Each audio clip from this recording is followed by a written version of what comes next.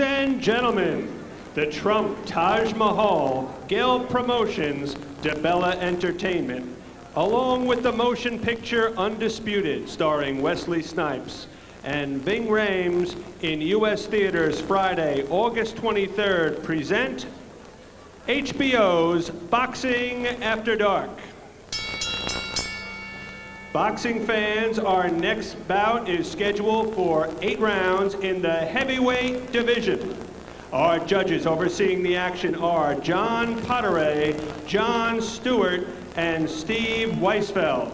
Our alternate referee counting for the knockdowns is Rudy Battle, and our referee for this bout will be Ed Johnson. Introducing first in the blue corner. He comes to us tonight from Wappinger Falls, New York. He weighs 229 pounds and wears red trunks with black trim. He has a professional record of 17 victories, 7 defeats, 3 draws. Please welcome Zuri Lawerence. And his opponent, fighting out of the red corner. He comes to us tonight from Gorizia, Italy. He weighs 235 pounds, wears white trunks with gold trim. He has a professional record of 11 victories, no defeats, with 7 big KOs.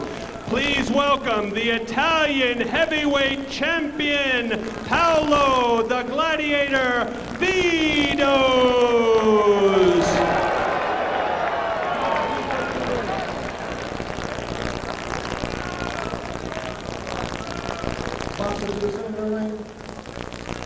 Boxers, the both of you will give you an impression into the dressing room. I expect a good team fight with the punching up. Trust love when the bell rings to my fight. Catch them up. All right, so we're set to go, and you heard the ring announcer Joe Antonacci mention the fact that he was the Italian national heavyweight champion, and he won that title in Udine in Italy with a victory over Alessandro Guni, and that was an exciting weekend for him last April, Dave. He was crowned the Italian national champion, and then he went on to get married the next night. So a tough weekend, or a good weekend, I suppose you'd say for him. Well, he had 2 fights. He went 1-1 that weekend, then, didn't he? Hey, you know, the interesting thing about the international dynamics of boxing, here is Zuri Lawerence being introduced from the neighboring state, New York, and here is Paolo Vidoz coming in from Italy, yet he is the showcased fighter in terms of his international appeal, so it's Lawerence is fighting more on the road here than Vidoz is. Well, remember, we're in North New Jersey, and there's a few Italians around this neck of the woods, and Dave Bontempo, you might know. All right, Bob Sheridan working with Dave Bontempo. We're in Atlantic City, New Jersey, the Taj Mahal. In the black and red trunks, Zuri Lawerence coming in 17-7-3 from Wappinger Falls in the United States. That's in the state of New York in the United States. It's Vidoz, a couple of inches shorter, 6 pounds heavier, a year younger, and 2.5 inches he's giving away in reach. But he's had over 200 amateur fights. Really good body puncher. You see the stiff jab. Zuri Lawerence is a guy that tells me he has been working quite a bit on resistance training because he knows he lacks in power. And I'll tell you this, he's standing in a bad spot, Dave, right in front of this guy. Yeah, if you're lacking in power, you better have some angles and move side to side and then pick your spots and be able to get in and out. Now, he's talking about working with Kirk Johnson.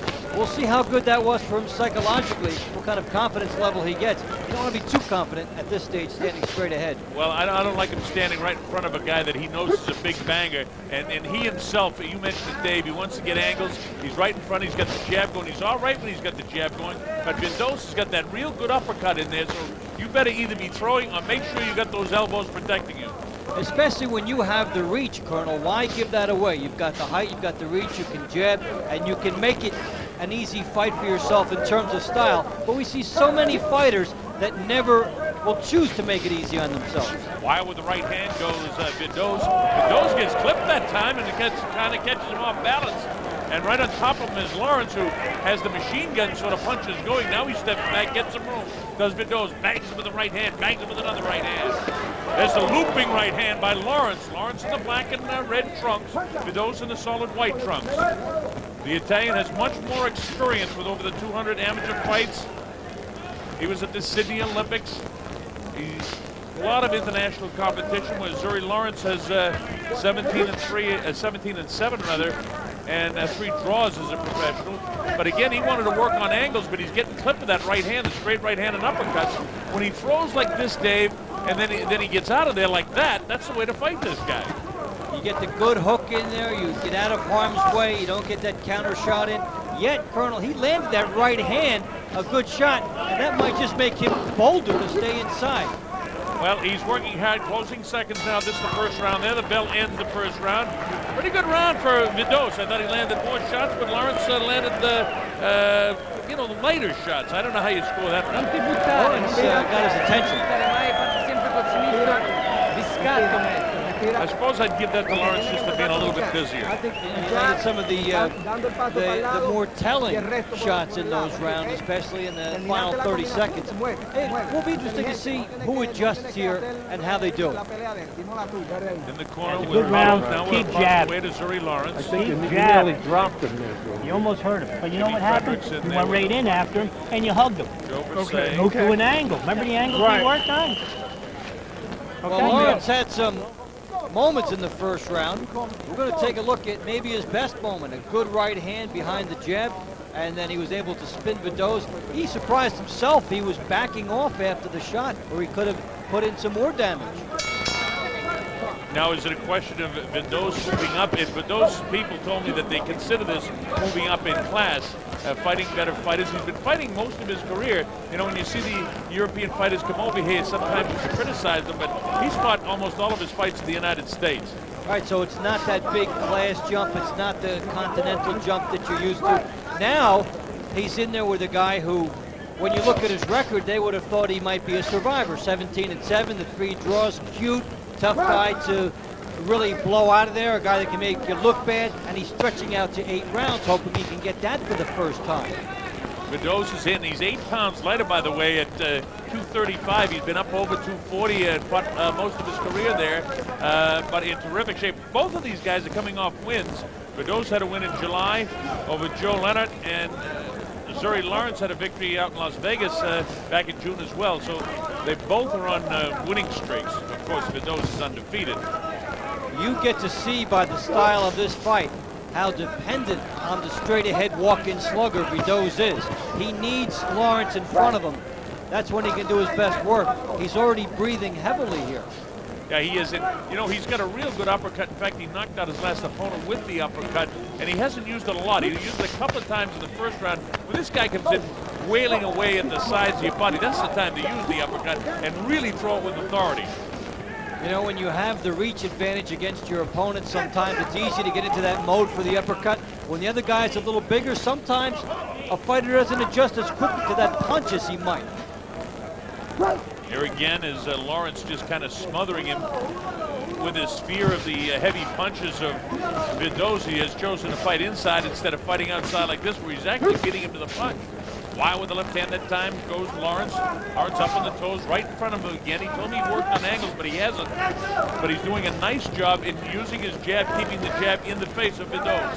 And for Lawerence, it would be wise, even more so, to use the ring. It's a pretty good-sized ring. It looks like a boxer and a mover's type of a ring. But after he clipped Vidoz with that right hand in the first round, he has sort of fancied himself as a slugger. Vidoz, too, with his jab, he has a tendency to back off sometimes, and you really can't have power. I mean, Larry Holmes could snap it off and bounce back, and in the heavyweight division, certainly many years ago, Ali could snap it off and bounce back, but very few fighters can throw the jab with any authority and be backing off. And Vidoz is in that league ability-wise. I mean, this guy is a guy that's coming along, and, you know, he's got to work on some of his technique because he needs to be stepping up into his jab so he can unleash the right hand and come with the uppercut. And things have been working well for him so far. Don't forget, in his 11 victories, he's got 7 KOs. But Lawerence, as you mentioned, Dave, at the very top, is one of these guys that hangs around. The bell ends round 2. It's another good Lawerence round, by the way. Yeah, some good fighting from outside and on the inside. Is that you're going right into him, and you're making he can fight on the inside. Okay, did I win that round? Yeah, you won both rounds. Okay. The only way you're going to win that round is it. Watch out, you can't drink a lot of fucking water. What's the matter with you? I didn't get him. But listen, you got to use the jab. Keep moving. He can't box. Okay? He can't stay up with you. So move. Okay? Move. When you're clinching with him. That's the only time he can get to you. So Okay. stay away and move around. Okay. Angles. Okay. No, you're not doing any angles. Right, You hit him with right hand, Yeah, and he went straight in. Go to his side, tired. one side or the other. He looks Okay? tired. And he looks tired, but keep jabbing. Pull me up. What's the matter with you? No. Gee, Dave, they don't take a lot of sweet talk to Paul Lawerence over there. Don't drink too much water. He says, throw me up. He says, wait, what's the matter with you? All right. You only have 1 minute. They used it all. That's it. Round number 3. It's scheduled for 8. These are heavyweights. The Italian heavyweight champion and the Olympic bronze medalist in the white trunks, Paolo Vidoz, the pride of Gorizia in Italy. Zuri Lawerence in the black and red.